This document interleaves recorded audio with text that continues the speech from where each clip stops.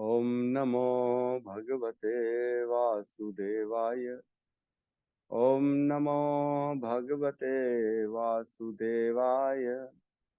ओम नमो भगवते वासुदेवाय। नारायण नमस्कृत्यं नरं चैव नरोत्तमं देवीं सरस्वतीं व्यासं ततो जयमुदीरये। नष्टप्रायेषु अभद्रेषु नित्यं भागवत सेवया भगवती उत्तम श्लोके भक्तिर्भवती नैष्टिकी। कृष्णाय वासुदेवाय देवकी नंदनाय च नंद गोप कुमाराय गोविंदाय नमो नमः। जय श्री कृष्ण चैतन्य प्रभु नित्यानंद श्री अद्वैत गदाधर श्रीवासादि गौर भक्त वृंद। हरे कृष्णा कृष्णा कृष्णा हरे हरे, हरे राम राम राम हरे हरे। हरे कृष्णा कृष्णा कृष्णा हरे हरे, हरे राम राम राम हरे हरे। हरे कृष्णा कृष्णा कृष्णा हरे हरे, हरे राम राम राम हरे हरे। हरे कृष्णा। तो सभी भक्तों का स्वागत है प्रातःकालीन श्रीमद् भागवतम के सत्र में। और हम आज जो है चौथे नंबर श्लोक में प्रवेश करने वाले हरे हैं। कृष्णा प्रभु जी, दंडवत प्रणाम। हरे कृष्णा माता जी, दंडवत प्रणाम। तो अभी जो अध्याय चल रहा है, अध्याय नंबर 3, कैंटो 1 अध्याय 3, समस्त अवतारों के स्रोत श्री भगवान श्री कृष्ण। तो अभी मैंने बताया था पहले से 1 से लेके 5 नंबर श्लोक तक हम पुरुष अवतार की चर्चा करेंगे।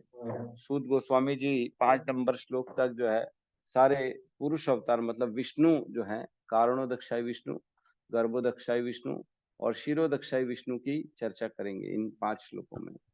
तो हमने 1 2 3 में चर्चा कर ली है।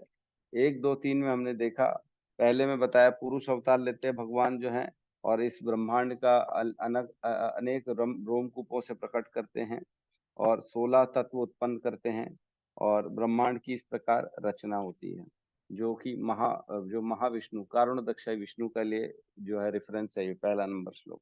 दूसरे नंबर श्लोक में गर्भोदक्षाई विष्णु की चर्चा करते हैं कि स्वयं जो है कारणोदक्षाई विष्णु एक्सपेंशन करके गर्भ में प्रवेश करते हैं हर एक ब्रह्मांड के, और गर्भ में अपने पसीने से जल भर जाता है आधे गर्भ में आधे ब्रह्मांड में, और उसमें शयन करते हैं शेषनाग के ऊपर गर्भोदक्षाई विष्णु। और उनकी नाभि से एक कमल उत्पन्न होता है जिसमें ब्रह्मा जी उत्पन्न होते हैं।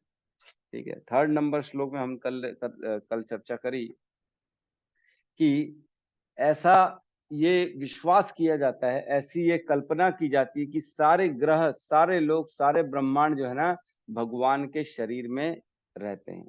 ये एक जो है नवदा भक्त जो नए इनिशियल डिवोटीज हैं उनको एक इमेजिनेशन देने के लिए एक भगवान का स्वरूप ताकि वो इमेजिन कर सकें, इसलिए ये बताया जाता है कि सारे ब्रह्मांड, सारे लोग, सारे ग्रह जो है भगवान के जो है शरीर में रहते हैं, है ना। इस प्रकार से जो है एक कल्पना की जाती है। ठीक है। तो हम आज प्रवेश करेंगे श्लोक नंबर 4 में। 4 और 5 हम इसको लेंगे। 5 थोड़ा सा ज्यादा बड़ा है, अगर आज हो पाया तो ठीक है, अदरवाइज हम 4 और 5 का कुछ पार्ट जरूर लेंगे आज। ठीक है। श्लोक नंबर 4 को साथ में सब दोहराएंगे। पश्यन्त्यदो रूपम एक मिनट। पश्यन्त्यदो रूपम अदभ्र चक्षुषा। पश्यन्त्यदो रूपमदभ्रश्चक्षुषा। क्या बात है, किसी और को बोलने में दिक्कत हो रही क्या सबको? आप सब अनम्यूट करके बोल सकते हैं भाई हमारे साथ में। आप लोग सबको जो है यहाँ आते ही इसीलिए कि कुछ तो कम से कम रिसाइड कर सके। तो आप सबसे विनती है कि दोबारा मैं बोलूंगा फिर पीछे पीछे रिपीट करिए प्लीज, है ना। पश्यन्त्यदो रूपम अदभ्र चक्षुषा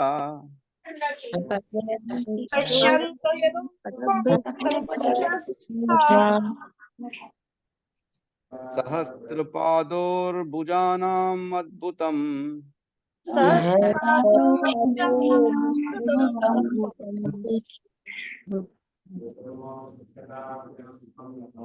सहस्रमूर्धव श्रवणाक्षिनासिकम्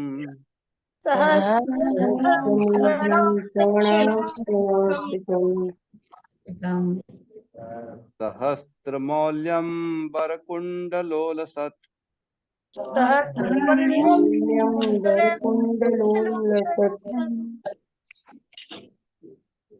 रिपीट करेंगे श्लोक कोई?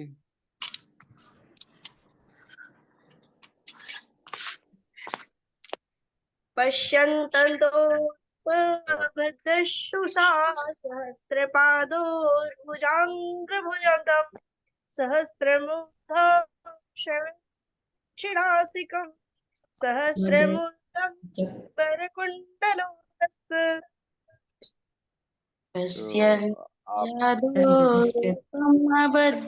भद्रचक्षुषा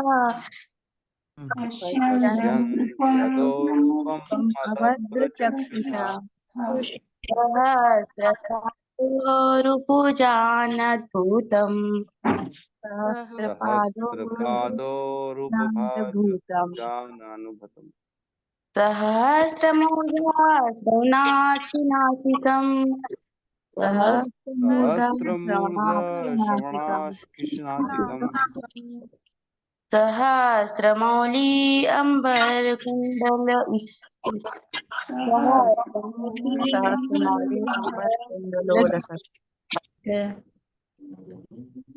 सबको ट्राई करना चाहिए श्लोक बोलने का।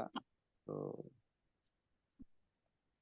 आज मेरी सॉरी प्रभु जी, आज मेरी तबीयत थोड़ा ठीक नहीं है, इसलिए कल से ही। अरे कोई बात जी ठीक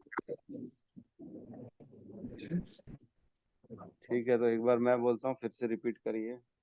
पश्यन्त यदो रूपम अभद्रचक्षुषा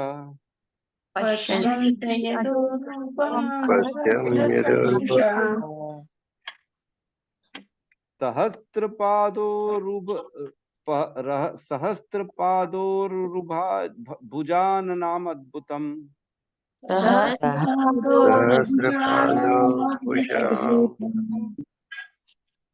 सहस्रमूर्ध्र श्रवणाक्षिनासिकम्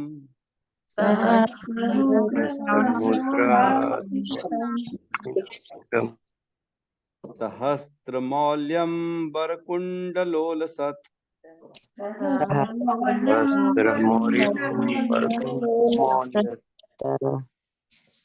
अनुवाद। भक्तगण अपने विमल पूर्ण नेत्रों से उन पुरुष के दिव्य रूप का दर्शन करते हैं, जिनके हजारों पांव, जंघाएं, भुजाएं तथा मुख हैं और सब के सब अद्वितीय हैं। उस शरीर में हजारों सिर, आंखें, कान तथा नाक होते हैं। वे हजारों मुकुटों तथा चमकते कुंडलों से अलंकृत हैं और मालाओं से सुसज्जित होते हैं। ओम अज्ञानतिमिरन्धस्य ज्ञानांजन शलाकया चक्षुरुन्मीलितं येन तस्मै श्री गुरुवे नमः।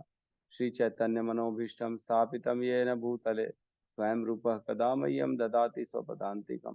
वन्देऽहं श्रीगुरु श्रीयुतपदकमलं श्रीगुरून् वैष्णवांश्च श्रीरूपं सागरजातं सहगण रघुनाथान्वितं तं सजीवं साद्वैतं सावधूतं परिजन सहितं कृष्ण चैतन्य देवं श्री राधा कृष्ण पादान् सहगण ललिता श्री विशाखान्वितांश्च। हे कृष्ण करुणा सिंधु दीन बंधु जगतपते गोपेश गोपिका कांता राधा कांत नमस्तुते। तप्त कांचन गौरांगी राधे वृंदावनेश्वरी वृषभानु सुते देवी प्रणमामि हरिप्रिये। वांछा कल्पतरुभ्यश्च कृपा सिन्धुभ्यैव च पतितानां पावनेभ्यो वैष्णवेभ्यो नमो नमः। नमो विष्णुपादाय कृष्णपृष्ठाय भूतले श्रीमते भक्तिवेदांत स्वामी इति नामिने। नमस्ते सरस्वते देवे गौरवाणी प्रचारिणे निर्विशेष शून्यवादी पाश्चात्य देशतारिणे। जय श्री कृष्ण चैतन्य प्रभु नित्यानंद श्री अद्वैत गदाधर श्रीवासादि गौर भक्त वृंद। हरे कृष्णा कृष्णा कृष्णा हरे हरे, हरे राम राम राम हरे हरे कृष्णा।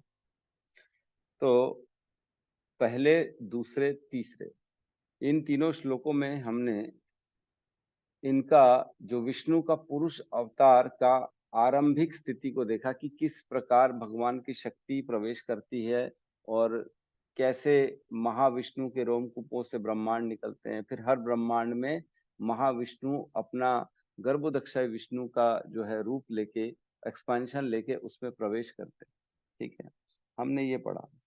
अब जो है यहाँ पे जो है यहाँ रूप का वर्णन चल रहा है ना। अभी तक तो हमने देखा कि कैसे होता है और ये अवतार जो होते हैं ये किस प्रकार अपना एक्सपेंशन करते हैं और क्या कार्य करते हैं, कहाँ से शक्ति मिलती है इनको, ये देखा। लेकिन अब जो है ना इनके रूप का वर्णन चल रहा है। बहुत ही जो है ना इंटरेस्टिंग है कि हम देखें कि भगवान महाविष्णु और गर्भोदक्षाई विष्णु का रूप क्या है। ये श्लोक बेसिकली कारणोदक्षाई विष्णु और गर्भोदक्षाई विष्णु के रूपों की चर्चा चल रही है ना। ये दो विष्णु के रूप की चर्चा चल रही है। तो श्लोक देखते हैं एक बार। पश्यन्ति यद रूपम अदब्र चक्षुषा। पश्यन्त्यदो रूपम अदब्र चक्षुषा मतलब पश्यन्ति देखते हैं, है ना। देखता नहीं है, देखते हैं। कौन देखते हैं? अनेक अनेक भक्त देखते हैं, मतलब देख चुके हैं। जो देखा हुआ है वही वर्णन कर रहे हैं। सूत गोस्वामी बता रहे हैं बहुत सारे भक्तों ने ये देखा है। तो ऐसा नहीं बोलना चाहिए कि किसी ने नहीं देखा भगवान को। विष्णु को बहुत सारे भक्तों ने देखा है। किसने देखा है अब आगे चर्चा चलती है। पश्यन्ति देखते हैं, अदब्र अदो रूपम, पश्यन्ति अदो रूपम, है ना। अद मतलब इस पुरुष रूप का। कौन से पुरुष रूप का? एक तो कारणोदक्षाई विष्णु और गर्भोदक्षाई विष्णु, दो विष्णुओं की बात चल रही है यहाँ पे, है ना। अद मतलब इनका, इन दोनों का, कारणोदक्षाई विष्णु और गर्भोदक्षाई विष्णु।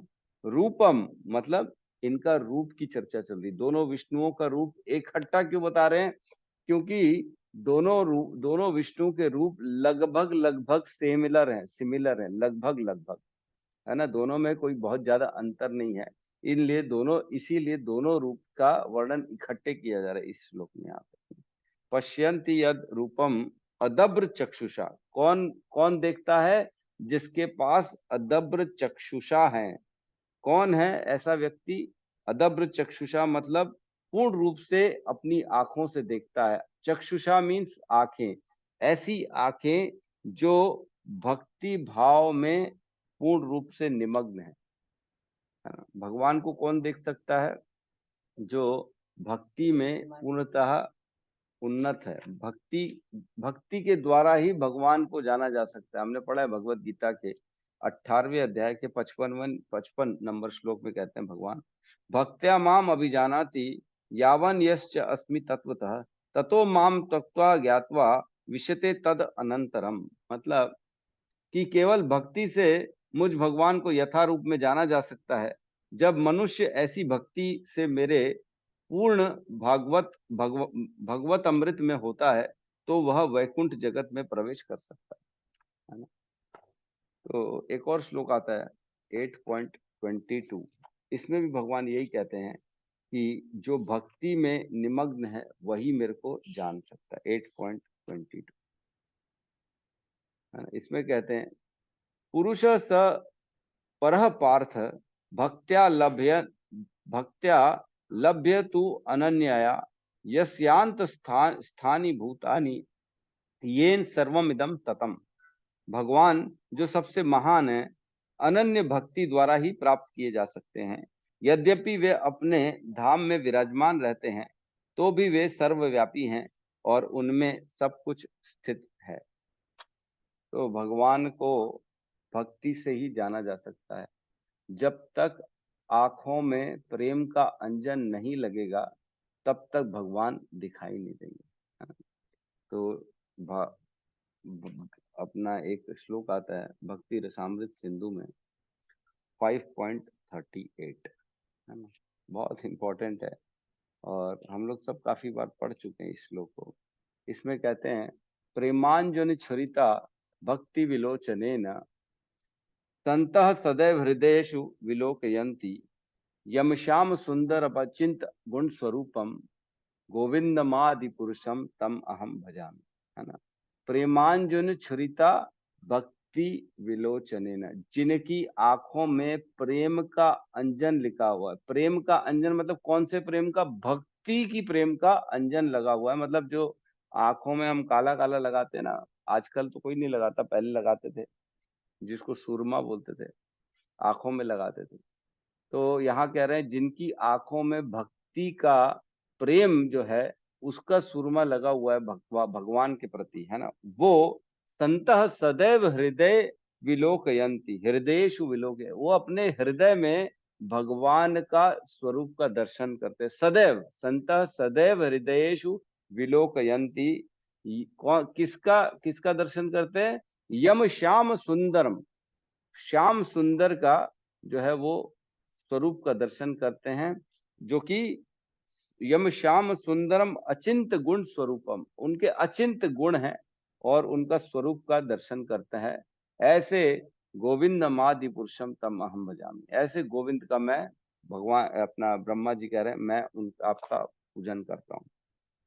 तो अदब्र चक्षुषा का क्या मतलब हुआ? जिनकी आंखों में भक्ति का अंजन लगा हुआ है और जो भौतिक आसक्तियों को काट चुके हैं, पूर्ण रूप से भगवान की भक्ति में निमग्न हैं, उनको ऐसे विष्णु के दर्शन होते, है ना, ऐसे हो चुके हैं। ऐसा नहीं है कि होते हुए नहीं है, किसी के भी हो चुके हैं। इसीलिए यहाँ का है पश्यंती, देखते हैं, ऐसे लोग देखते हैं भगवान को जिनके आंखों में जो है, हम देखते हैं आज की डेट में भी इजी है, जैसे कैटरेक्ट हो जाता है लोगों को, मोतियाबिंद हो जाता है, तो उनको ना सब धुंधला धुंधला दिखता है, क्लियर कुछ भी नहीं दिखता। लेकिन जैसे ही मोतियाबिंद का ऑपरेशन करवा लेते हैं तो सब क्लियर हो जाता है, एकदम साफ दिखना चालू हो जाता है। कई लोग तो मैंने देखा है मोतियाबिंद के ऑपरेशन के बाद बोलते हैं अरे हम तो एकदम ही साफ हो गया, एकदम सब कुछ क्लियर दिख रहा है आंखों से। पहले क्लियर नहीं दिखता था जब तक मोतियाबिंद था, लेकिन मोतियाबिंद के बाद दिखना चालू हो जाता है। वैसे ही हमारी भी जो है भक्ति का जब हमारे अंदर जो है उद्भाव होगा, भक्ति उत्पन्न होगी, तब भगवान के दर्शन होना चालू हो जाएंगे, है ना। अदब्र चक्षुषा, तो पहली लाइन में बता रहे हैं कि किसको दिखता है? जिसके चक्षु अदब्र चक्षुषा, ऐसे व्यक्तियों को भगवान के दर्शन होते हैं। अब सेकंड लाइन से भगवान के रूप का वर्णन हो रहा है ना। यहाँ कह रहे हैं सहस्त्र पादोर भुजाननम, भुज आनन अद्भुतम, है ना। सहस्त्र मीन्स हजारों हजारों, पाद मीन्स पैर हैं भगवान के, हजारों हजारों पैर हैं। उरु, उरु मीन्स जंघाएं, और भुजानन, भुजानन मीन्स, भुज मीन्स हाथ, और उनके मुख। तो भुजानन, भुजानन मीन्स अनेक अनेक, जैसे दशानन बोलते थे रावण को, जिसके 10-10 सिर थे, तो वैसे यहाँ पे भुजानन मीन्स बहुत सारे भुजाएं हैं और मुख हैं उनके। अद्भुतम मतलब ऐसा नहीं कि गंदे लग रहे हैं, अद्भुतम मीन्स बहुत अच्छे लग रहे हैं, आश्चर्यजनक लग रहे हैं, एकदम विस्मृति करा दे रहे हैं। अद्भुतम, यहाँ पे जो है ना अद्भुत कहा गया, मीन्स पॉजिटिव वे में लिया गया। ऐसा नहीं है कि बहुत सारे सिर है रावण की, गंदा लग रहा है, अरे बाप रे बाप, ऐसा ऐसा नहीं। अच्छा वर्णन चल रहा है, अद्भुतम, आश्चर्यजनक करने वाले हजारों हजारों सिर, पैर और मुख हैं भगवान के। और क्या कह रहे हैं थर्ड लाइन में? सहस्त्र मूर्ध श्रवण अक्षी नासिकम, है ना। सहस्त्र मीन्स हजारों हजारों, मूर्ध, मूर्ध मीन्स सिर लिखा है, जिसको हम मस्तक कहते हैं, ये मस्तक जहाँ मुकुट पहनते हैं। मूर्ध मीन्स ऐसी जगह जहाँ मुकुट पहना जाता है, मूर्ध। श्रवण, श्रवण मीन्स कान, अक्षी मीन्स आंखें, और नासिकम मीन्स नाक। ऐसे हजारों हजारों उनके जो है अलग अलग सर हैं, मस्तक हैं, कान हैं, आंख हैं और नाक है। और फोर्थ लाइन में कह रहे हैं सहस्त्र मौल्यंबर कुंडल ललोसुता, मीन्स हजार हजार, मौली मीन्स मालाएं उन्होंने पहनी हुई है, अंबर मीन वस्त्र हैं, और कुंडल मीन्स कान में जो है उनके कुंडल है, कर्ण आभूषण जो है कान में पहनने वाले आभूषण, और उल्लसत मीन्स चमकते हुए। ये सारे चीज भगवान की चमक रही है। तो ये इमेजिनेशन नहीं है ये श्लोक, ये जो दर्शन कर चुके हैं ये उनकी परिभाषा है ना। पश्यंती, देखते हैं, ऐसा ऐसा नहीं है कि खाली बोला गया है शास्त्रों में और किसी को दिखा नहीं है, ऐसा नहीं है। दिखे हैं भगवान, जिन्होंने देखा है, ये उन्हीं का वर्णन है। वो बता रहे हैं कि ऐसे हैं भगवान। ठीक है, तो इसमें किसी भी प्रकार का हमको डाउट नहीं करना चाहिए कि भगवान क्या वाकई में ऐसे दिखते भी हैं कि खाली लिखा हुआ है। तो यहाँ पे भगवान का वर्णन हुआ है। तो बेसिकली मैं आपको बता दूं, दो चीजें होती हैं, एक होती है तटस्था लक्षण और एक होता है स्वरूप लक्षण, है ना। तो इन दोनों चीजों से ही जो है सारे जो है ना भगवान को जो है अलग अलग प्रकार में जो है चिन्हित किया जाता है कि भगवान का तटस्था लक्षण क्या है, स्वरूप लक्षण क्या है। तो तटस्था मीन्स जो हम कार्य करते हैं, जो कार्यशैली, जो मतलब उनकी परफॉर्मेंस है, जो उनकी जो वो कार्य कर रहे हैं सृष्टि के लिए, ये हो गया तटस्था लक्षण, मतलब एक्टिविटीज। और दूसरा हो गया स्वरूप लक्षण मीन्स जो है वो उनकी आकृति कैसी है, उनका स्वरूप कैसा है, उनकी प्रकृति कैसी है, वो दिखते कैसे हैं, ये हो गया स्वरूप लक्षण। तो इसमें जो है स्वरूप लक्षण की चर्चा चली है इस श्लोक में, उनके आकृति के बारे में चर्चा चल रही है, उनके रूप के बारे में चर्चा चल रही है। किसके? महाविष्णु और गर्भोदक्षय विष्णु। याद रखिएगा, ये दोनों की चर्चा चल रही है यहाँ पे। क्यों? क्योंकि दोनों लगभग सेम सिमिलर दिखते हैं, है ना। तो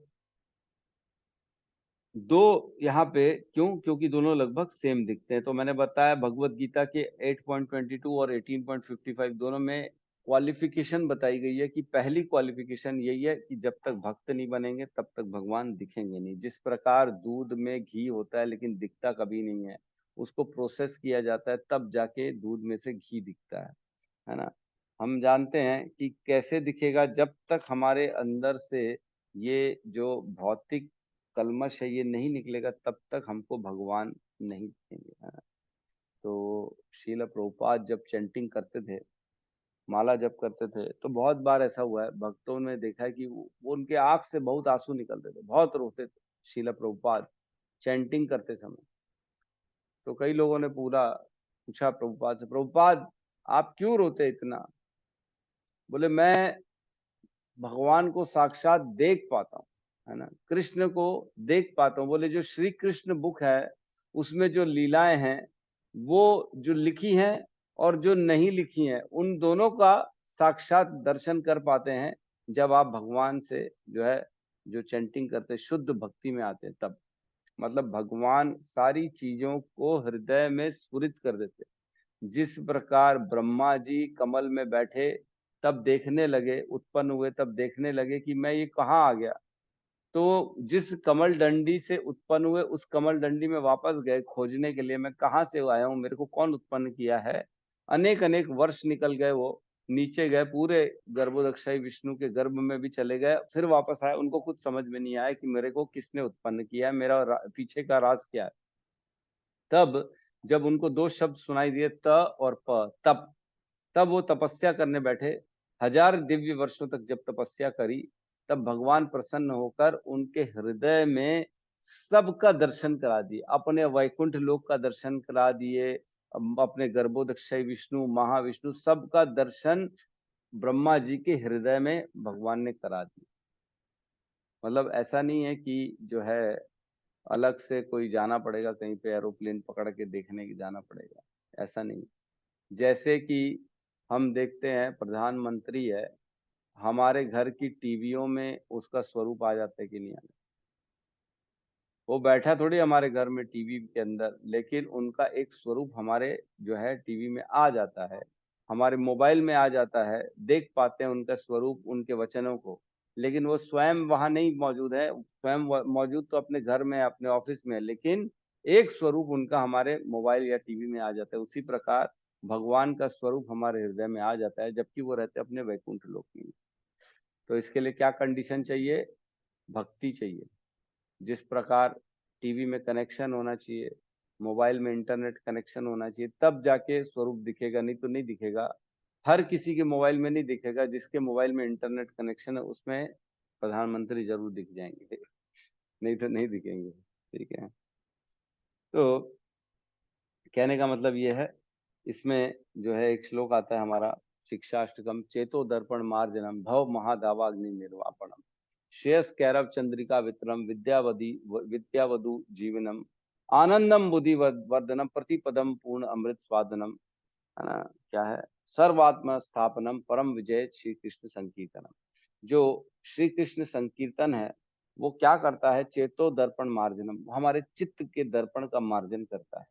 जैसे जैसे भगवान का नाम लेते हैं हमारे अंदर की जो कलमश है वो बाहर निकलती जाती है और धीरे धीरे हम शुद्ध होते हैं और हम इस प्रकार भगवान का दर्शन करने के लिए एलिजिबल हो जाते हैं, क्वालिफिकेशन हमारे अंदर आ जाती है कि हम भगवान का दर्शन कर सकें। ठीक है, तो इसका आप लोग जो है तात्पर्य को पढ़ लीजिएगा, तात्पर्य में नहीं पढ़ रहा मैं, क्योंकि नेक्स्ट श्लोक जो है बड़ा इम्पोर्टेंट है। कोशिश करेंगे हम पूरा करने की, पांचवें नंबर का तात्पर्य पढ़ने की कोशिश करेंगे, है ना। चौथे नंबर का आप पढ़ लीजिएगा। स्वरूप लक्षण याद रखिएगा, इसका श्लोक का टाइटल है स्वरूप लक्षण ऑफ महाविष्णु एंड गर्भोदक्षाई विष्णु, दोनों का स्वरूप। अच्छा, दोनों का इकट्ठे क्यों बोल रहे हैं यहाँ पे, क्योंकि दोनों का स्वरूप लगभग सिमिलर है। दोनों में हम देखते हैं चतुर्भुजाएं हैं, दोनों लेटे हुए हैं अपने अपने सागरों में, है ना, और एक के रोमकूपों से अनेक ब्रह्मांड निकल रहे हैं और एक के नाभि कमल से जो है, नाभि से कमल की डंडी उत्पन्न हो रही है जिसमें अनेक अनेक लोक उत्पन्न हो रहे हैं, 14 लोक उत्पन्न हो रहे हैं। तो लगभग सिमिलर है, इसलिए दोनों को इकट्ठे लिया जा रहा है। ठीक है, अगले श्लोक में हम प्रवेश करते हैं, 5 नंबर श्लोक साथ में दोहराएंगे। एतन्नानावताराणम्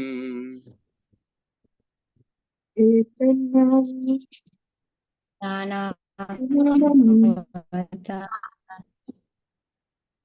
निधानं बीज अव्ययम्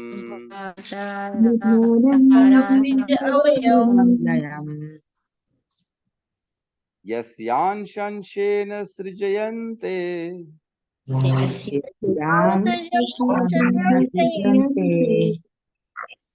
देवतिर्यक नरादयः।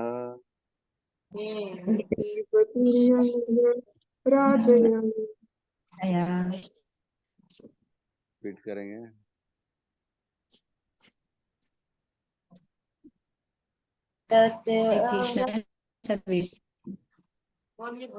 जी माता जी, पढ़िए माता जी।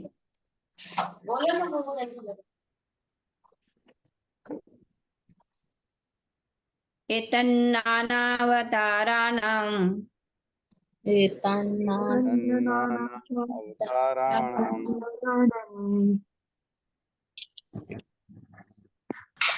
धानं बीजं व्ययम्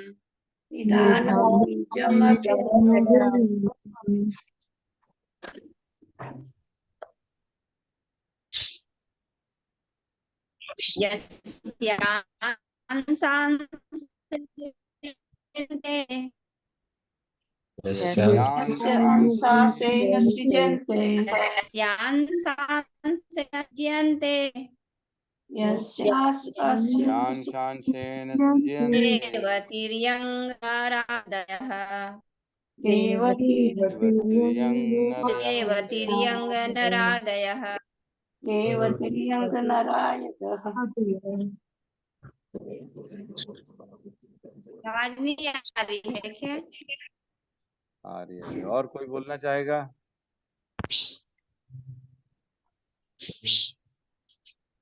एतन्नानावताराणाम्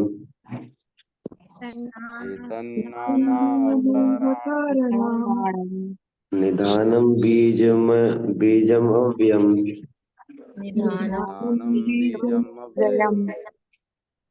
यस्यांशांसेन सृज्यन्ते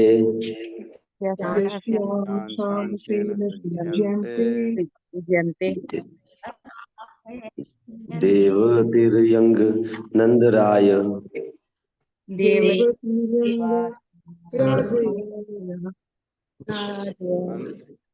अनुवाद। यह रूप कौन सा रूप? जो हमने पिछले श्लोक में पढ़ा, जिसमें हजारों हजारों हाथ हैं, भुजाएं हैं, पैर हैं, आंख है, नाक है, कान है, मुख है और सिर है, और अनेक अनेक मालाएं हैं, अनेक अनेक वस्त्र पहने हुए हैं भगवान ने, कुंडल पहने हुए हैं भगवान ने। ऐसा जो रूप है, यह एतत्, यह रूप कौन सा, जो पिछले श्लोक में वर्णन हुआ। ब्रह्मांड के अंदर नाना अवतारों का स्रोत तथा अविनाशी बीज है। इसी रूप के कणों तथा अंशों से देवता, मनुष्य इत्यादि विभिन्न जीव उत्पन्न होते हैं, है ना। जो गर्भोदक्षाई विष्णु है, और जो है गर्भोदक्षाई विष्णु की बात चल रही है यहाँ पे। गर्भोदक्षाई विष्णु से सारे जो है अनेक अनेक अवतार और अनेक अनेक जीव, मनुष्य हो, देवता हो, पशु पक्षियां हो, वो उत्पन्न होती हैं। तो पिछले श्लोक में उनका वर्णन हुआ था रूप का। एतन नाना अवताराणाम, मतलब यह रूप जो है पिछले श्लोक में, यह अनेक अनेक अवतारों का स्रोत है। निधानम बीजम अव्ययम। निधानम मीन्स ऐसी जगह से जहां से सारी चीजें उपलब्ध होती है। निधानम मीन्स जहां से स्रोत है, और बीजम मीन्स बेसिकली वहां कई बार ऐसा होता है कि जहां से चीजें उपलब्ध होती हैं वहां पे वो चीज बनती नहीं है। जैसे स्टोर रूम है, स्टोर रूम में सब सामान रखा जाता है, जो भी जरूरत होती है वो स्टोर रूम से निकाला जाता है, लेकिन स्टोर रूम उसका निर्माण का कार्य नहीं है। जैसे माता जी लोग बिस्किट रखेंगी, आटा रखेंगी, दाल रखेंगी, स्टोर रूम में रखेंगी, वहां से सब चीज मिल जाती है, लेकिन स्टोर रूम में बनती नहीं है वो चीजें, बनती तो कहीं और है। तो यहाँ ऐसा नहीं है, यहाँ कह रहे हैं निधानम बीजम, भाई बनती भी वही है, वहीं से ही सारी चीजों का स्रोत भी होता है। तो ये बड़ा डाउटफुल हो गया, ये क्या बता दिया, सारे अवतारों का, नाना अवताराणाम, सारे अवतारों का स्रोत जो है वो गर्भोदक्षाई विष्णु। तो कृष्ण जैसे आए थे लीला करने, या नरसिंह, वामन या मत्स्य या कुर्म, जितने भी भगवान के अवतार हुए, वो क्या गर्भोदक्षाई विष्णु से आए? ये क्या बता रहे हो आप? पहले तो बताते हो कि भगवान के पुरुष अवतार होते, कृष्ण के 3 पुरुष अवतार होते हैं, महाविष्णु से गर्भोदक्षाई विष्णु, गर्भोदक्षाई से क्षीरोदक्षाई विष्णु। अब आप बता रहे हो गर्भोदक्षाई विष्णु से कृष्ण आते हैं, ये क्या बता रहे हो आप? तो ऐसा है कि डाउट नहीं करना इसमें, हम क्लैरिटी पे जाएंगे क्या कहा गया है यहाँ पे, है ना। ऐसा नहीं है, लेकिन देखो ऐसा है कि जैसे एक ना एग्जांपल देता हूँ। एक फैक्ट्री थी, एक फैक्ट्री का मालिक है, वो दिल्ली में रहता है ना, और फैक्ट्री कहाँ है? रायपुर में। फैक्ट्री को संभालने के लिए कौन है? मैनेजर। मैनेजर रोज आता है फैक्ट्री, सारे जो कार्यकर्ता हैं, जो वहाँ पे लेबर हैं, सब लोग मैनेजर को जानते हैं। फैक्ट्री के मालिक तो दिल्ली में रहता है, वो कभी आता नहीं फैक्ट्री, उसको लोग जानते नहीं उसको, लेकिन मैनेजर को सब जानते हैं। लेकिन अगर किसी दिन फैक्ट्री के मालिक को आना पड़ा फैक्ट्री में, तो आएगा तो कोई पहचान पाएगा क्या उसको? क्योंकि किसी ने देखा नहीं, वो नहीं जानते कि ये मालिक है कि नहीं। लेकिन वो आएगा तो अपने मैनेजर के साथ आएगा मालिक, है ना। मैनेजर को साथ में लेके आएगा, और दोनों प्रवेश कहाँ से करेंगे? जहां से मैनेजर रोज प्रवेश करता है, गेट से, जो जो सभी के प्रवेश का द्वार है, उसी द्वार से ही मालिक भी प्रवेश करता है, ना कि अलग से कोई द्वार से प्रवेश करता है। तो उसी प्रकार जहां से सभी प्रवेश करते हैं इस संसार में, सृष्टि में, भगवान भी प्रवेश तो उसी द्वार से करते हैं। लेकिन इसका मतलब ये नहीं है कि मैनेजर ने मालिक को लाया, ऐसा नहीं है। मालिक ने मैनेजर को रखा है, और मालिक मैनेजर के साथ आ रहा है। तो ये एक प्रोटोकॉल होता है कि भाई प्रवेश तो दरवाजे से दोनों करेंगे, ऐसा है। तो हम इसमें एक्सप्लेनेशन में पढ़ेंगे। ऐसा है कि ब्रह्मा जी के जो है अंग से उत्पन्न हुए हैग्रीव नहीं, सॉरी, वराह अवतार, भगवान के वराह। तो भगवान के वराह अवतार ब्रह्मा जी के शरीर से उत्पन्न हुए, इसका क्या मतलब है? ब्रह्मा जी वराह के पिता हो गए क्या? ऐसा नहीं है। ब्रह्मा जी के मतलब उत्पत्ति वहां से हुई है, लेकिन इसका मतलब ये नहीं है कि ब्रह्मा जी श्रेष्ठ हो गए वराह से, ऐसा नहीं। तो ये जो है ना भगवान की लीलाएं हैं, हमको समझने में थोड़ा समय लगेगा, लेकिन धीरे धीरे जैसे जैसे हम पढ़ेंगे, शास्त्रों का शरण लेंगे, तो धीरे धीरे हमको ये सारा ज्ञान हो जाएगा कि किस प्रकार से भगवान लीलाएं करते हैं। तो जैसे हमने पढ़ा पिछले श्लोक में, सहस्त्र भगवान के मुख हैं।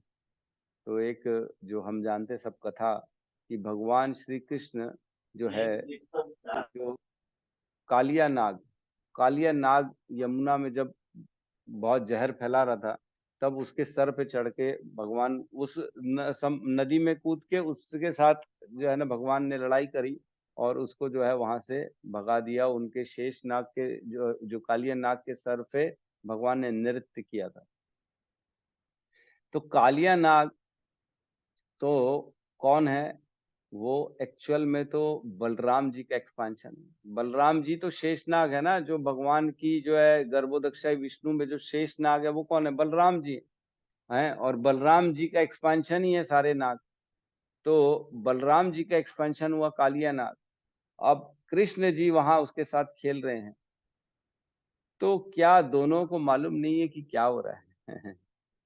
दोनों को मालूम है क्या हो रहा है, दोनों अंदर से जानते हैं। ये तो पब्लिक के लिए, ये लीला करने के लिए ऐसा किया जाता है कि और ये छोटा सा बालक है, कूद गया नदी में और इतना जहरीला सांप है, उसका कैसे वध हो गया, कैसे उसको भगा दिया कृष्ण ने। अरे तो ये तो सारी जो है पिक्चर का डायरेक्शन तो पहले से ही फिट है। प्रोड्यूसर को, डायरेक्टर को पहले ही मालूम है क्या होने वाला है। तो कृष्ण को पहले ही मालूम है। क्यों? क्योंकि कृष्ण तो परमात्मा के रूप में सबके हृदय में है, हर किसी के हृदय में। बलराम जी वहीं साइड में खड़े होके बोल रहे, अरे मैं यहाँ खड़ा हूँ, मेरा ही स्वरूप ये नाग है और इससे भगवान जो है लीला करके लोगों को दिखा रहे। कर लो प्रभु कर लो, बोलते जो करना है कर लो, आप ही के तो हम लोग सेवक है। तो ऐसा होता है।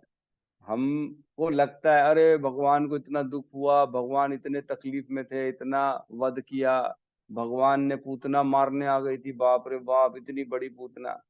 अरे भगवान तो पहले उसके हृदय में है, पूतना क्या सोच रही है, सोचने जैसी सोचती है उसके उसी उसी समय भगवान को जो है उसका ज्ञान हो जाता है कि इसके अंदर क्या चल रहा है। सारे जीव भगवान के अंश हैं। हमने पढ़ा है भगवत गीता, ममेव अंश जीव लोक जीव भूत सनातन है। जितने भी जीव हैं सारे जीव मेरे अंश हैं, भगवान कहते हैं। तो सभी, पूतना हो चाहे कालिया हो चाहे कोई क्यों ना हो, सब भगवान के अंश है। भगवान किसी से द्वेष न करते, न मैं द्वेषो अस्ति न प्रिय। भगवान कहते हैं मैं सबसे समान रूप से, समम सर्वेषु भूतेषु जो है तिष्ठन्तम परमेश्वर। सभी के हृदय में भगवान समान रूप से स्थित है, परमेश्वर के रूप में। ठीक है, तो ऐसा लगता है हमको कि ये अनेक अनेक अवतार हैं भगवान के, लेकिन भगवान का ही अंश है। भगवान सबके अंदर है ना। तो बेसिकली वहां से आ रहे हैं, गर्भोदक्षय विष्णु से प्रवेश हो रहे हैं, लेकिन भगवान श्रेष्ठ हैं। ऐसा नहीं है कि उनसे नीचे हो गए। ठीक है। एतत् एतत् एत अन्ना एतत् एतत् नाना अवताराणाम निधानम बीजम अव्ययम। यहाँ तक हमने पढ़ लिया। अव्ययम का मतलब जानते हो ना, कभी ना खत्म होने वाला।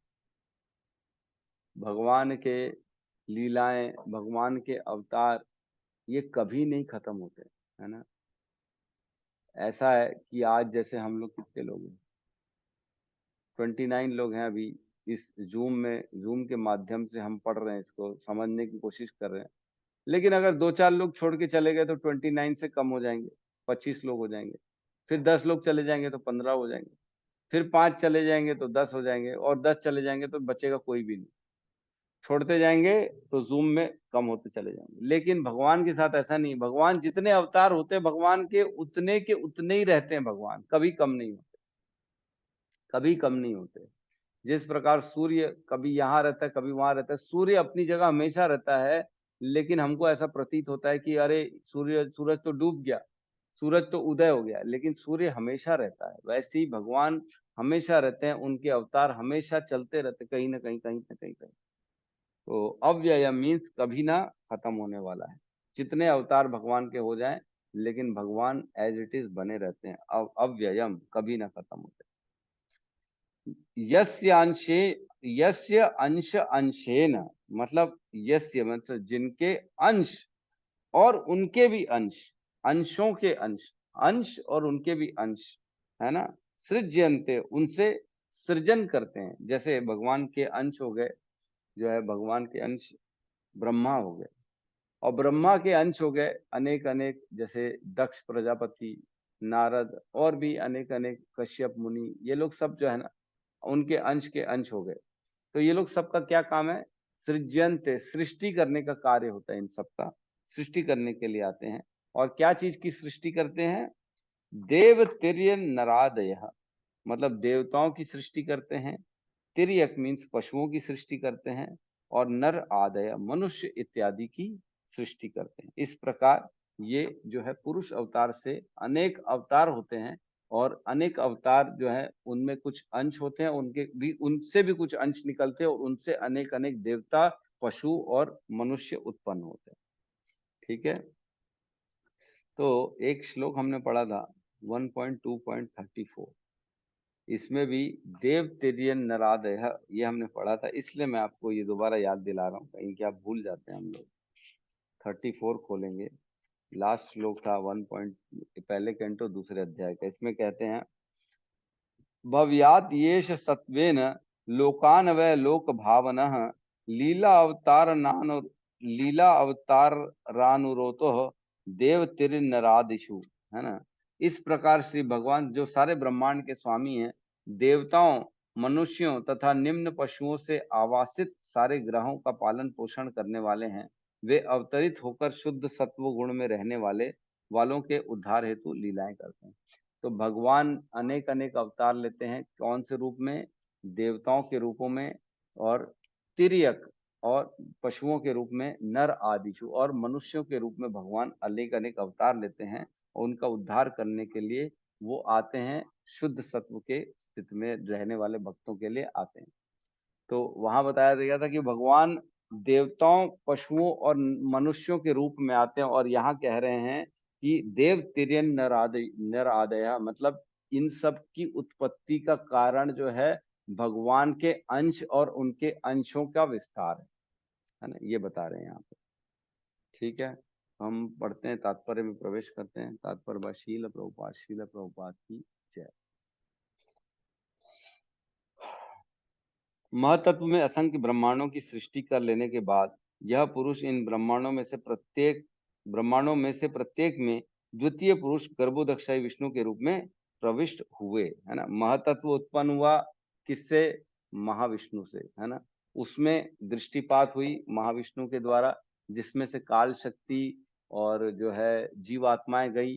फिर स्वयं अपना एक्सपांशन भी उनका चला गया गर्भोदक्षाई विष्णु का उसी ब्रह्मांड में, है ना। यहाँ बताया वहां पर जब उन्होंने देखा कि ब्रह्मांड भर में अंधकार ही अंधकार तथा रिक्त स्थान है, विश्राम के लिए कहीं कोई आश्रय नहीं है, तब उन्होंने अपने पसीने के जल से आधे ब्रह्मांड को भर दिया और स्वयं उसी जल में विश्राम करने लगे।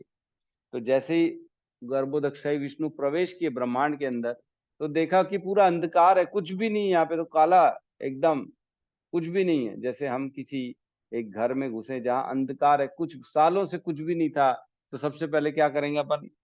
लाइट वाइट चालू करेंगे और अपने बैठने की व्यवस्था करेंगे। भैया बैठे, पहले समझते हैं करना क्या, मेरी जगह कहाँ पे, मैं देखूं, बैठूं, मैं अपने आप को पहले सेटल कर लूं, फिर इस जगह को सेटल करूंगा। तो वैसे यहाँ पे कह रहे हैं कि पहले वो अपने लिए विश्राम करने के लिए पसीने से पूरा भर देते आधा, और उस पसीने के जल में विश्राम करते हैं। यह जल गर्भोदक कहलाता है। तो गर्भोदक्षाई विष्णु का जल जो है गर्भोदक सागर कहलाता है। तब उनकी नाभि से कमल नाल अंकुरित हुई, और उस फूल की पंखुड़ियों पर ब्रह्मांड के प्रमुख शिल्पी ब्रह्मा का जन्म हुआ। देखो ब्रह्मा जी का जन्म कैसे हुआ, जन्म की लीला चल रही ब्रह्मा जी की। ब्रह्मा जी का जन्म हुआ जब गर्भोदक्षाई विष्णु ने पसीना भरा, उसमें स्वयं वो चले गए, उसमें आराम किया, तब उनके नाभि से कमल उत्पन्न हुआ, उस कमल की पंखुड़ियां उत्पन्न हुई, मतलब ब्रह्मलोक बन गया, और उस ब्रह्मलोक में ब्रह्मा जी का उत्पत्ति हुई, वहां पे जन्म हुआ। तो याद रखिएगा, ब्रह्मा जी कौन है? जीव हैं, है ना। सिर्फ ब्रह्मा विष्णु महेश, तीन जो गुण हमने चर्चा करी थी, उन तीनों में ब्रह्मा जीव होते हैं, बाकी विष्णु और शिव जीव तत्व नहीं होते हैं। याद है कि नहीं है? भाई कोई जवाब ही नहीं देता यार। बड़ा मुश्किल है। अखिल आत्म प्रभु, याद है हमने क्या चर्चा करी थी?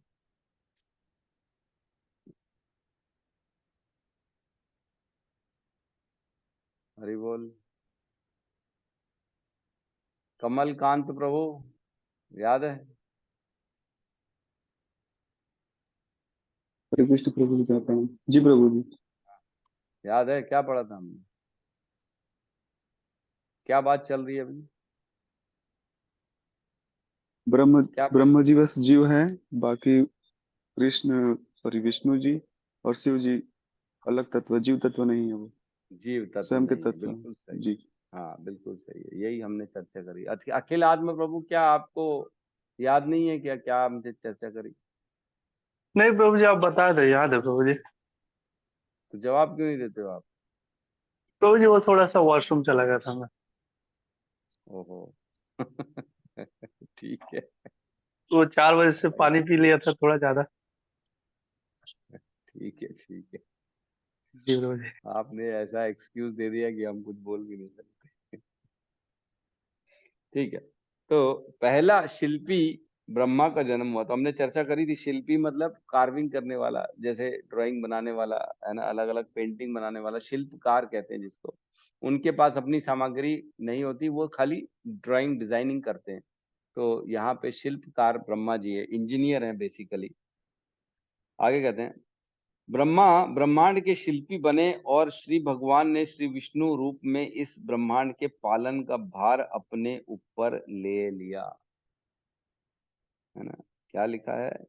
ब्रह्मा ब्रह्मांड के शिल्पी बने और श्री भगवान ने श्री विष्णु के रूप में इस ब्रह्मांड के पालन का भार अपने ऊपर ले लिया। कौन से विष्णु के रूप में पालन का भार ले लिया?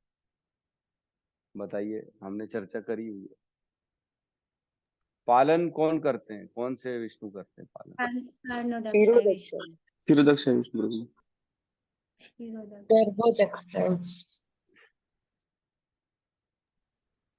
मतलब पालन करना दक्षाई और उसके बाद गर्भोदक्षाई वो ब्रह्मांड की उत्पत्ति। मैंने पूछा क्षीरोदक्षाई विष्णु प्रभु पालन जी। कौन करता है? क्षीरोदक्षाई प्रभु जी। क्षीरोदक्षाय विष्णु का पालन। देखिए, इतने दिन से चर्चा चल रही है फिर भी कंफ्यूजन बना हुआ है। इसीलिए बोलते हो थोड़ा सा इन्वॉल्वमेंट होना पड़ेगा, प्रश्न करने पड़ेंगे, समझना पड़ेगा। क्षीरोदक्षाई विष्णु पालन करते हैं, क्षीरोदक्षाई विष्णु, है ना। तो हमने भगवत गीता में पढ़ा है, उपदृष्टा अनुमंता च भर्ता भोक्ता महेश्वर परमात्मा इति च उपयुक्तो देहे अस्मिन पुरुषा परम। एक परम पुरुष है जो हमारे देह के अंदर रहता है, जिसका काम है उपदृष्टा और अनुमंता च। वह देखते हैं हर कार्य को और अनुमति प्रदान करते हैं कि इसको ये प्रदान कर दो, ये ठीक है, इसके कार्य के अनुसार इसके पास इतना पुण्य है, इसको गाड़ी दे दो, इसको बंगला दे दो, इसकी इच्छा हो रही है, इसको ये प्रदान कर दो, कपड़े प्रदान कर दो, सुख दे दो, घर में संतान दे दो। इस प्रकार से भगवान परमात्मा के रूप में हृदय में बैठते हैं। कौन हृदय में बैठता है? कौन से विष्णु बैठते हैं हृदय में? क्षीरोदक्षाई विष्णु। क्षीरोदक्षाई। क्षीरोदक्षाई विष्णु सब, तो वो हृदय में बैठते हैं और सबके पालन का जो है उनके ऊपर दायित्व आ जाता है। ठीक है ना। पालन का भार क्षीरोदक्षाई विष्णु अपने ऊपर उठा लेते हैं। तो ब्रह्मा की उत्पत्ति प्रकृति के रजोगुण से हुई और श्री विष्णु सत्व गुण के स्वामी बने।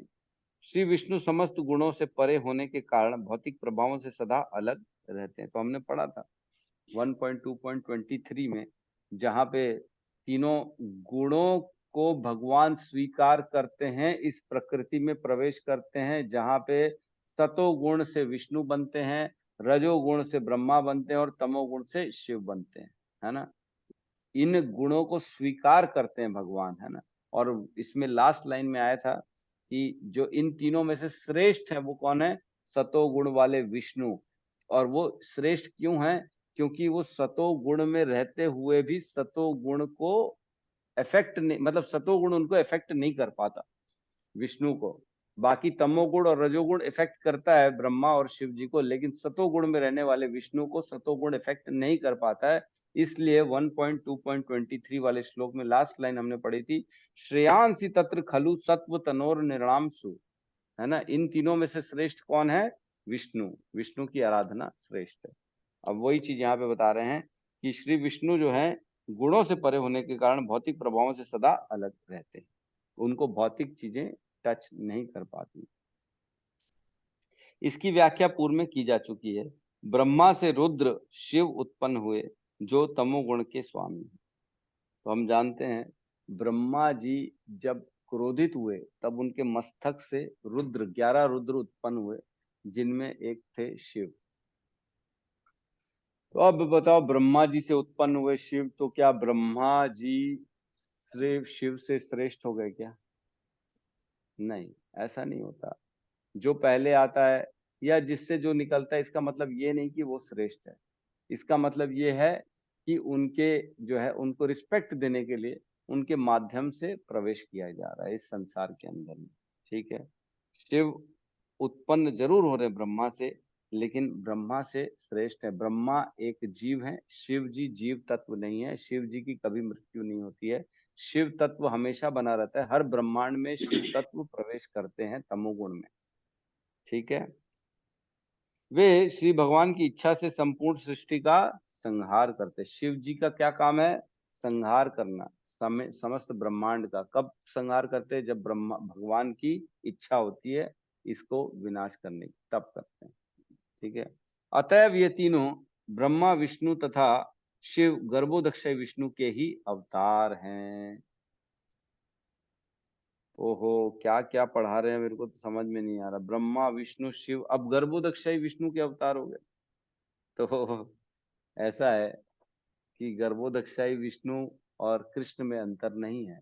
भगवान का ही एक्सपेंशन होता जा रहा है, एक्सपेंशन होता जा रहा है। अंश के अंश, अंश के अंश, अंश के अंश होते जा रहे हैं।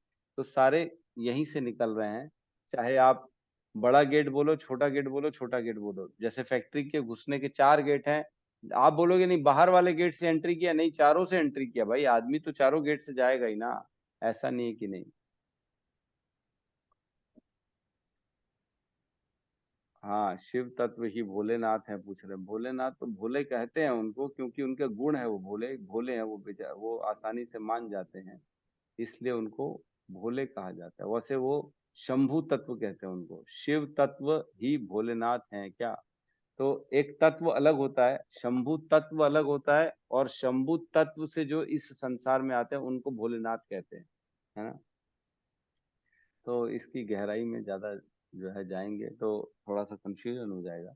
इसलिए अभी ये समझ के लीजिए, शंभु तत्व होता है उस तत्व से जो इस सृष्टि में प्रवेश करते हैं, वह शिव जी या भोलेनाथ या शंकर कहलाते हैं।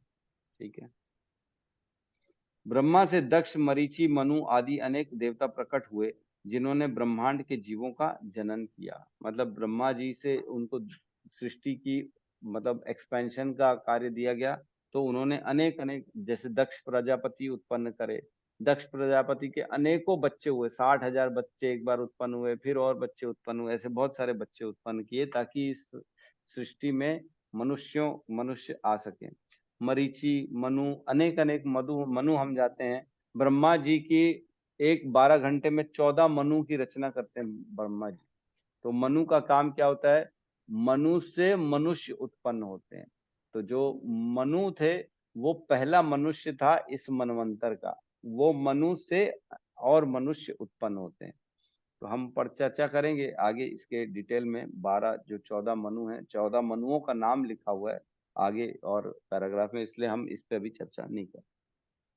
वेदों में इन गर्भोदक्षाई विष्णु की स्तुति गर्भ स्तुति के स्त्रोतों के रूप में की जाती है, जिनका प्रारंभ हजारों शिर आदि वाले श्री भगवान के वर्णन से होता है। तो इनकी स्तुति के जो श्लोक है उसमें भी 1000 सिर 1000 पैर ऐसा कहा गया है। गर्भोदक्षाई विष्णु ब्रह्मांड के स्वामी हैं। हमने चर्चा करी हर ब्रह्मांड का एक परम परमात्मा कौन है? वो है हर ब्रह्मांड का गर्भोदक्षाई विष्णु। इसकी व्याख्या भी की जा चुकी है। श्री विष्णु जो कि गर्भोदक्षाई विष्णु के पूर्ण अंश हैं, विश्व भर के जीवों के परमात्मा हैं और वे ब्रह्मांड के पालन करता या क्षीरोदक्षाई विष्णु कहलाते हैं। इस प्रकार मूल पुरुष के 3 रूप जाने जाते हैं। इस ब्रह्मांड के भीतर जितने भी अवतार है वे इसी क्षीरोदक्षाई विष्णु से उद्भूत होते हैं। तो क्षीरोदक्षाई विष्णु हो या गर्भोदक्षाई विष्णु हो, दोनों सेम है। इन्हीं से सारे अवतार उत्पन्न होते हैं, है ना। तो हम अगला पैराग्राफ कल पढ़ेंगे। यहाँ तक किसी का कोई प्रश्न है तो हम ले लेते हैं।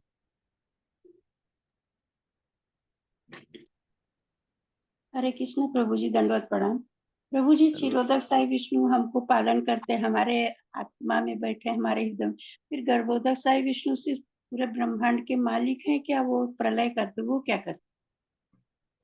गर्भोदक्षाई विष्णु इस ब्रह्मांड को एक्टिवेट करते हैं। जब वो प्रवेश करते हैं, मैंने बताया अंधकार देखते हैं, ब्रह्मांड में पूरा अंधकार है, कुछ भी नहीं है, तो वो अपने लिए पहले पसीने से अपना आधा ब्रह्मांड को भर देते हैं, उसमें आराम से लेटते हैं। उनकी कमल नाभि से ब्रह्मा जी उत्पन्न करते हैं, जो कि पहले जीव हैं। ब्रह्मा जी ही इस सृष्टि का सृजन करते हैं। सृजन मीन्स तत्व तो सारे पहले से महतत्व रहते हैं, बस शिल्पकार हैं, वो बनाते हैं। अनेक अनेक 14 लोग बनाते हैं, ग्रह मंडल बनाते हैं, लोगों के शरीरों को बनाते हैं, उनके कर्म अनुसार उनको योनियां प्रदान करते हैं। ये सारा काम ब्रह्मा जी करते हैं। तो ब्रह्मा जी को उत्पन्न करने वाले कौन हो गए? गर्भोदक्षाई विष्णु। गर्भोदक साई इसलिए विष्णु। और गर्भोदक्षाई विष्णु ही मूल कारण हुए इस सृष्टि की जो है इसको एक्टिवेट करने के। जी प्रभु जी, मतलब पूरे ब्रह्मांड के मालिक गर्भोदक साई विष्णु, और हम लोग हाँ जीवों तत्व पालन करता अपने क्षीरोदक साई विष्णु। और भगवान, हाँ। और प्रभु जी, भगवान जो मूल तत्व भगवान विष्णु का है, वो सिर्फ ऑफिस में बैठे रहते गोलोक में। मूल तत्व कौन सा? महाविष्णु। महाविष्णु का, जी प्रभु जी। वो कारणोदक्षाई सागर में लेटे हुए हैं। और हाँ। इस ब्रह्मा जो इस पूरी सृष्टि है ना, इसके दो पार्ट है, मैंने बताया था, आध्यात्मिक जगत और भौतिक जगत। ये डबल या इन दोनों के बीच में जो है ना एक कारण सागर है। उस कारण सागर में महाविष्णु लेटे हुए हैं और उनके शरीर से अनेक ब्रह्मांड निकलते जा रहे हैं। तो ब्रह्मांड इस साइड निकल रहे भौतिक संसार तरफ, और कारण विष्णु के उस पार आध्यात्मिक जगत है। जी, मतलब आखिर में हम लोग सब कुछ खत्म हो जाएगा तो कारणोदक साई विष्णु के पास में जाते हैं। हाँ, तकलीफ नहीं अगर हुए तो। ब्रह्मांड जब वो सांस लेंगे दोबारा, ये ब्रह्मांड खत्म हो जाएगा, तो जितने भी जीव हैं वो सारे के सारे कारणोदक विष्णु के गर्भ में चले जाएंगे। जी प्रभु जी, धन्यवाद प्रभु जी, अभी बराबर क्लियर हो गया। ठीक है, और किसी का कोई प्रश्न है? प्रभु जी, हरे कृष्ण प्रभु जी। धन्यवाद। हरे कृष्ण, हरे कृष्ण। प्रभु जी, जब मतलब शिव जी ब्रह्मा जी से उत्पन्न हुए हैं, मतलब मिले ना आप, तो फिर ब्रह्मा जी जीव है और शिव जी जीव क्यों नहीं है? ऐसा नहीं, नहीं है, जीव नहीं। तो ब्रह्मा जी जीव उत्पन्न क्यों? हो गया क्यों है? अरे कोई सवाल थोड़ी। तो भाई जीव है तो है, जो शास्त्र में कह रहे हैं जीव है तो है। तो तो ब्रह्मा जी ऐसा स्वयं नहीं कि हमेशा जीव रहते हैं। इसमें आगे हम पढ़ेंगे कि कई बार ऐसा होता है कि ब्रह्मा जो है ना, जो बहुत पुण्य करता है व्यक्ति, जो 100 जन्मों तक जो है वर्णाश्रम धर्म को फॉलो करता है, उनको ब्रह्मा बनाया जाता है अगले ब्रह्मांड में। तो जैसे एक नया ब्रह्मांड बना, उस ब्रह्मांड में अनेकों आत्माएं आ गई, भगवान जो है भगवान महाविष्णु की दृष्टिपात से। तो दृष्टिपात से जब जीवात्माएं आई, उसमें देखा गया कि एक जीवात्मा है जिसने बराबर एलिजिबल है ब्रह्मा बनने के लिए, तो उसको ब्रह्मा का शरीर प्रदान किया जाता है गर्भोदक्षाई विष्णु के द्वारा। लेकिन जब गर्भोदक्षाई विष्णु देखते हैं कि कोई भी जीव अगर नहीं है इस ब्रह्मांड में ब्रह्मा बनने के लायक, तो वो स्वयं भगवान बन जाते हैं ब्रह्मा। ऐसा भी होता है, ब्रह्मा जी भगवान भी बनते हैं, मतलब भगवान स्वयं ब्रह्मा बन जाते हैं कई बार। लेकिन कई बार अगर जीव क्वालिफाइड होते हैं तो जीवों को ब्रह्मा बनाया जाता है, ऐसा होता है। तो ये सब जो है ना, मतलब भगवान हमारे विगत कर्मों के अनुसार ही अनेक अनेक जैसे पोस्ट मिलती है ना। हर कोई तो आईएएस नहीं बन पाता, हर कोई तो प्रधानमंत्री नहीं बन पाता, कोई कोई ही बन पाता है जो एलिजिबल होता है, जिसके कर्म ऐसे हैं, जिसके पास वो क्वालिफिकेशन है। तो वैसे ही ये ब्रह्मा भी अगर क्वालिफाइड है तो भगवान उनको ब्रह्मा बनाएंगे, नहीं तो नहीं बनाएंगे।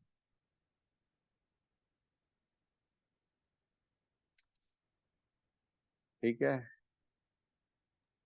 मतलब प्रभु जी, ब्रह्मा जी का भी पोस्ट है, मतलब चेंज होते रहते। हाँ बिल्कुल बिल्कुल बिल्कुल सही है, पोस्ट है वो इंद्र का। ब्रह्मा जी पोस्ट। जी यस, प्रभु। जैसे सूर्य देव है विवस्वान, सूर्य देव पोस्ट हो गई, और जो व्यक्ति अभी बैठा हुआ है सूर्य देव की पोस्ट में वो है विवस्वान।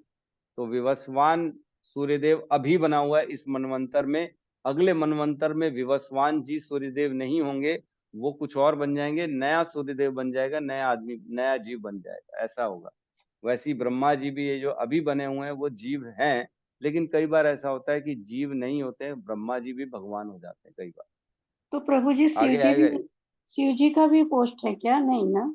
नहीं, शिव जी तत्व नहीं है, मैंने वही बताया, अभी इसमें आएगा आगे चल के कि शिव जो है वो जीव और भगवान के बीच के तत्व हैं, ना ही वो जीव हैं, ना ही वो भगवान है, लेकिन बीच के तत्व हैं। हम पढ़ेंगे अभी, कल इसका चर्चा होगी, शिव जी हैं कौन, उस पर चर्चा करेंगे कल हम लोग कनिष्ठ भक्त हैं ना प्रभु जी, इसलिए दिमाग में बैठता है। नहीं, जल्दी आता है, समझ में नहीं आता जल्दी। हम। ये बहुत गहरी चर्चाएं हैं। ठीक है, अभी और अवतारों की चर्चा होगी तो उसमें आपको आनंद आएगा, अलग अलग अवतारों की। अभी फिलहाल थोड़ा सा टेक्निकल चल रहा है ना, इसलिए नहीं समझ में आ रहा। ठीक है, कोई बात नहीं, यहाँ पे हम क्लास को क्लोज करते हैं, सब मिलके हरे कृष्ण महामंत्र का जाप कर लेते हैं।